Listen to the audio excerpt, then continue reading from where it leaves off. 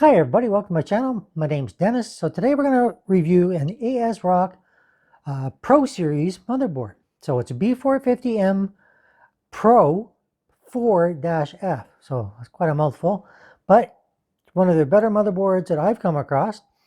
And of course, probably you've heard of Windows 11. Who hasn't by now? But if you haven't, Windows 11 is just coming.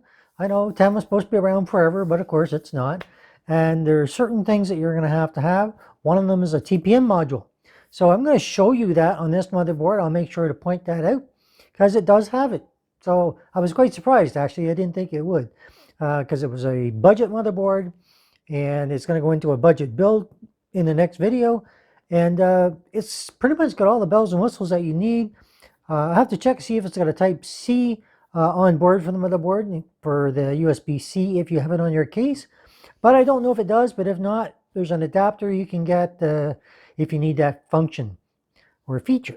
Anyway, let's get it out of the box, have a quick look at it, and we'll go over everything about it. And that'll be pretty much it for the video. So here we go. Okay, so here's our first look. Like I said, B450M Pro4-F. And it will accommodate Ryzen 3000 desktop ready. So Ryzen 3000 series right out of the box. But you may need a BIOS update in order to use the 5000 series. Okay, so just something to keep in mind. Of course, B450 socket AM4 and has polychrome sync. So that's where your RGB and addressable RGB work with. And it will also accommodate Ryzen 2000 series. And we'll get it out of the box, have a look at it, and we'll show you all the details. Here we go. So first thing I'm going to do, getting it out of the box. So getting it out of the box, first thing I want to do is see what's here. So we have our quick installation guide. And it always gives you where to put your memory, all that kind of good stuff, just in case anybody needs it. And also tucked in here, which is always handy, is your ASRock AM. It's basically your DVD driver disc. It comes all with your software, utility, everything you're going to need for there. And the manual will help you with all that. Now, I do recommend if you want to start with that, that's fine.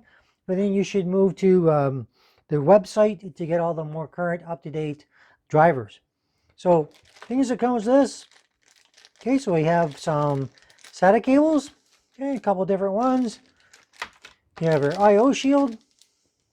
Pretty typical stuff. Your M.2 screw. Okay, they only provide one. A lot of them provide three. I would have liked to have seen at least two, but maybe they only need one on this motherboard. We'll find out. And our motherboard, of course, is in here. We're going to get that out last, and we'll set it up, and let's go over all its features. So here's a complete look at everything that comes in your box. So you know you should receive when you get it. Motherboard, manual, your utilities, driver disk, drivers, all that kind of good software, how to put your memory in, some more details on the type of memory you can use, your couple SATA cables, M.2 screw for putting in your M.2 drive, of course your motherboard box, and your I/O shield. So let's go over the actual motherboard right here and talk about it a little bit. Okay, so I thought I'd start with going over just the general main features of the board that you may already be aware of, just to get that out of the way. So of course we have our AM4 socket for processors to go into, and the brackets. Like a lot of times you'll wind up taking these brackets off. So keep that in mind, and you want to save them, because I have lots of times people come to me and say, what do I do when I don't have them? And then you're going to have to go to like Amazon, buy them for like $7. So if you don't care, well then it doesn't matter. And of course we have our DDR4 slots here, times 4 in dual channel. We have our M.2 slot here, our PCIe 3.0 slot, and a second one here. Of course it has an 8-pin for power, 24-pin down at the bottom, and it actually has a second M.2 slot right there, which is pretty cool actually, because I didn't know this board actually had two of the slots for that. So something to be aware of course, is that the M.2 here, this one here, your Ultra M.2, uses PCIe 1, and this becomes PCIe 2 and 3. All right, just keep that so you know what order it goes. And of course, we have our CMOS battery here. Some people don't know that it just sometimes that can be a real saver. If you don't, if something goes wrong in your BIOS, you can take that out, leave it out for maybe about a minute or so. Sometimes up to 3 minutes is required. Put it back in, and it will reset everything, and then you can go and should be good, up and running again. And of course, not forgetting the fact that you have 8-pin power here, like I mentioned. You have your RGB header here, which I always like to have both RGB and addressable RGB, which this motherboard actually does have. And you have another CPU fan is located right here. So you also have down here in the bottom, okay, I'm just going to show you that a lot closer here. Okay, so right here, that's our USB 3.1 Gen 1 header. And of course you have your 4 SATA slots here. So getting to the top of the motherboard, the part that matters the most, of course you have your front panel connectors that are going to go in here, followed by a speaker, followed by a fan header, 2 USB 2.0 actually, or is it, yep, 2.0 headers. And you have this, which I want to point out, is for your TPM 2.0 module. It will go in there. That's where it's going to go at.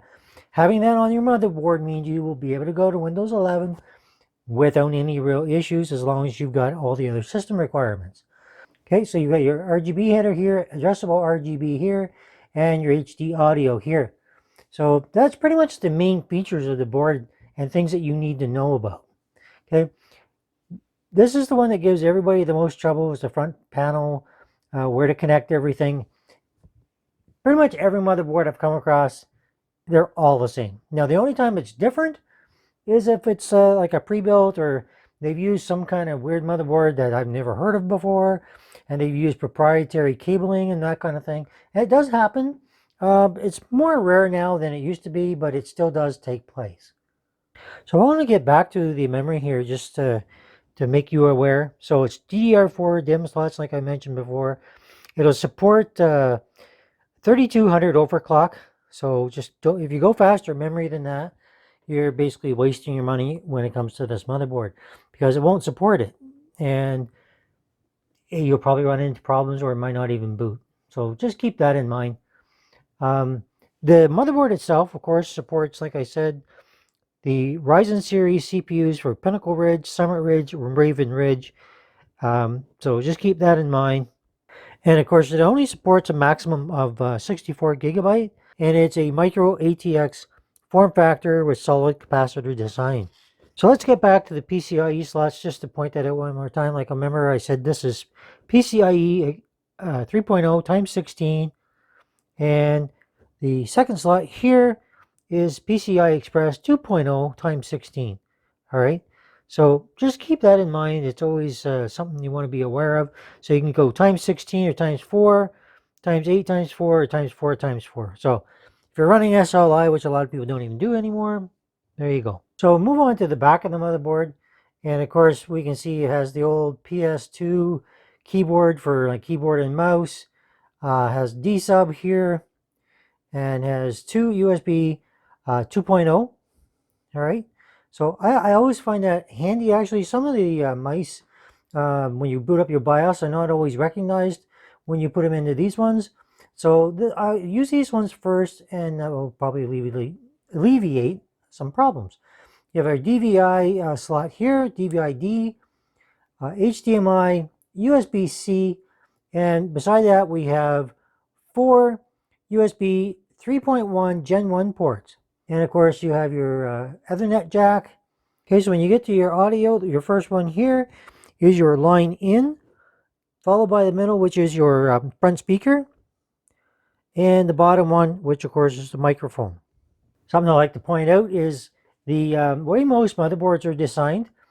If you use the audio from the back of the case, and when you plug it in, it gives you much better sound than plugging into the case on the front.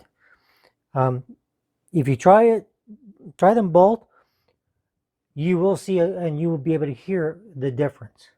So another thing to mention about the audio, of course, it's 7.1 channel HD audio with content protection using the Realtek ALC 892 audio codec. Wow, say that twice. Has premium Blu-ray audio support and supports surge protection, and has the ELNA audio caps. All right, your Ethernet LAN here. Okay, PCIe times 1 gigabyte LAN. It uses Realtek's RTL 8111GR, and it supports Wacom LAN, supports Lightning and ESD protection, supports your LAN cable detection, supports energy efficient Ethernet 802.3 ACID, and supports PXE. Now that's more getting into not the common user thing for the last one. And something to keep in mind is this only supports Microsoft Windows 10 64-bit, and of course it'll support the upcoming Windows 11. Just to keep in mind, because like I say, that TPM module, you're going to need that. So keep that in your background. So if you're going to order this, this is less than, I think it's around 80 bucks I actually bought this for. Shipping and handling came to 100, but that's neither here nor there. So a couple more things I want to point out. Of course, it supports 12 volt, 3 amp, 36 watt LED strip, or one addressable LED header, and otherwise it supports a 15 watt, 3 amp, 15 watt LED strip. It has one AMD fan LED header, and the AMD fan LED header that I pointed out a little bit ago supports LED strips of maximum load of 3 amps or 36 watts and a length of 2.5 meters. Now, something else that I think is important to point out is it has one CPU fan header, but it also says it only has 2 other fan headers and actually has 3. Okay, so it's got one here, and it has one there, and it has another one right there. So just so you know. So 4 in total, and of course 1 is for the CPU cooler. So yeah, it should meet most people's needs. It does not have the USB Type-C connector on it, unfortunately. So you could buy the adapter I've done a review on for USB-C, how to add it to your motherboard, and you could use it in this slot here. All right, that gives you room for your one graphics card. Add the USB-C to connect to your case if that's what you have on your case. So that way you don't have to go without that feature. Of course, you have the PCIe 1 slot here as well. Now, I did a video on how to get into your BIOS quickly. And one of the things that keeps coming back is it doesn't see the UEFI legal BIOS. So it doesn't show it. So then there's all the questions of how do I get there otherwise? Which of course is delete, F2, F11, whatever your motherboard happens to be. But this one has the UEFI BIOS on it, so you don't have to worry about that. You can use the shortcuts from Windows to get to your BIOS pretty quickly and easily. Okay, so one of the last little bits of information I want to give you is, of course, your CPU has the temperature sensing. It has a CPU chassis fan tachometer, a chassis quiet fan, and the multi-speed control. And of course, voltage monitoring at 12 volt, 5 volt, and 3.3 volt. So I wanted to show you this for your M.2, all the different ones that it supports. So you can pause that, and you'll know which ones you can put in it that will work without any real problems. Now, what I mean by that, of course, is that some are not immediately recognized by the board. So getting the ones that are on their list of ones that they do recognize will just maybe spare you a little bit of problems. Now, another thing that a lot of people are not always sure of is when you have your M.2 module here, okay, which ones you can use. So this one supports all the different sizes, and so it's type 2230, 2242, 2260, and the most standard 2280 module types. Now, a couple more of the SSDs that it does support is the Intel 600P and the Kingston, SanDisk, and Samsung. So pretty much most of them are pretty much covered. So here I have the system, like the front panel connectors. So when you're looking at it, you can see positive and negative of PLED. So if you have all these cables, which you will or will not, depending on your case, that's how you put them in. Okay, so follow that order and you'll be fine. And something I don't discuss very often is your jumpers. So if you want to, this is your jumper. If you put this on, you'll short out the CMOS, and this is open CMOS. Now what that means is if you want to clear it, okay, it tells you all of a sudden here. I'm just going to quickly show you that, because not a lot of people talk about that, and it's really handy to know.